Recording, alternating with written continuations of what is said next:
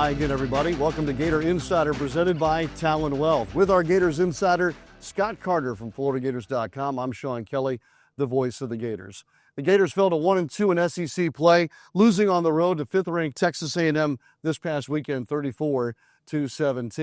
The multiplier that Billy Napier that was looking for after the win at home over Texas did not translate in front of 106,000 and against the fifth-ranked team of the country.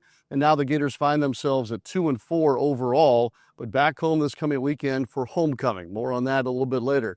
For the Gators, though, a fast start, but unfortunately a fast start for A&M too. And after the game settled in, the Gators were unable to close the gap after trailing by only 7, Scott. So when you look at the breadth of the game itself, what are your first takeaways? Well, I'll start with the start, Sean. The Gators came out 14-14 at the end of the first quarter. They rack up 156 yards in that first quarter, and you're thinking, okay, they've got their offense working tonight.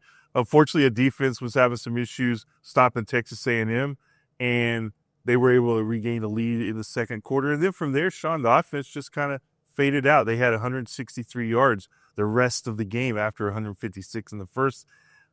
They had some chances. I mean, Billy Napier said it afterwards. There was plenty of opportunity there for Florida to cash in, and it was still a one-score game until early in the fourth quarter. But it's just kind of the story that we've seen. I mean, we've seen the Gators begin a lot of these games. We see them have chances to either tie or grab the lead. And for whatever reason, they were unable to. And again, that's what cost them at Texas A&M and another SEC road loss. Yeah, it's a defense for Florida that recorded 6 sacks, 7 tackles for loss the prior week against Texas. Weren't able to affect Marcel Reed as much in this game. No sacks for the Gators this time around. We know who Reed is, and he's evolved since he had his coming out party in Gainesville just a little over a year ago. There were some individual notes. For the first time in Gators history, 2 freshman wide receivers started the game. Dallas Wilson, in just his second career game, recorded another touchdown. So he has 3 touchdowns in 2 games played. Where do we go from here? That's kind of the question that's in the building and out of the building right now. And I'm trying to put my head around the fact that, Scott, the Gators have 4 losses. 3 of those losses are on the road at top 5 opponents. Yes. And so there's something to be said about if you were to take any other team of the country, stick them in that schedule, what would they do with those opportunities? That's a great question, Sean. I'll talk about perspective here a little bit. First time in school history that Florida has played 4 in a row against top 10 opponents. And there are not many people going to know the answer to this one out there because I had to look it up. A college football team has not done that since 1968 when Illinois and Northwestern did. And so this schedule they've had, it's been brutal. And they were in pretty much – they had chances in all these games at critical moments. But when you're 2-4, that's the question is, where do you go from here? I mean, that's where we are.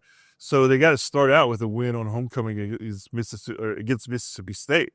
And then from there, just to try to solve some of the issues that have been plaguing them. And, again, it's only mid-season. There's a lot of football left.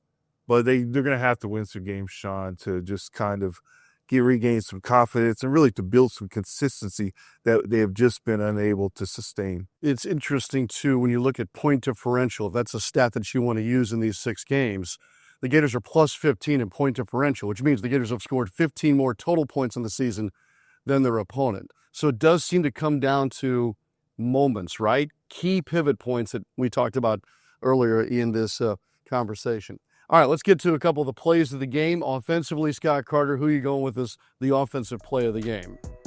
Well, I like the catch that Vernell Brown third made, the 31-yard catch. We've seen Vernell already make a couple of circus catches this season. That added another one to his list. It led to that scoring drive with the Dallas Wilson 6-yard touchdown reception. No doubt. Got the Gators into the red zone there. Defensively, the Gators had a takeaway in now 8 straight SEC games. Jordan Castell had a second interception in as many games. I think that's where you'll go for your defensive play of the game. Yeah, huge play at the start of the fourth quarter. Marcel Reed goes deep, and Jordan Castell picks him off in the end zone. The Gators take over. Jordan Castell continues to be a steady presence back there in the safety position.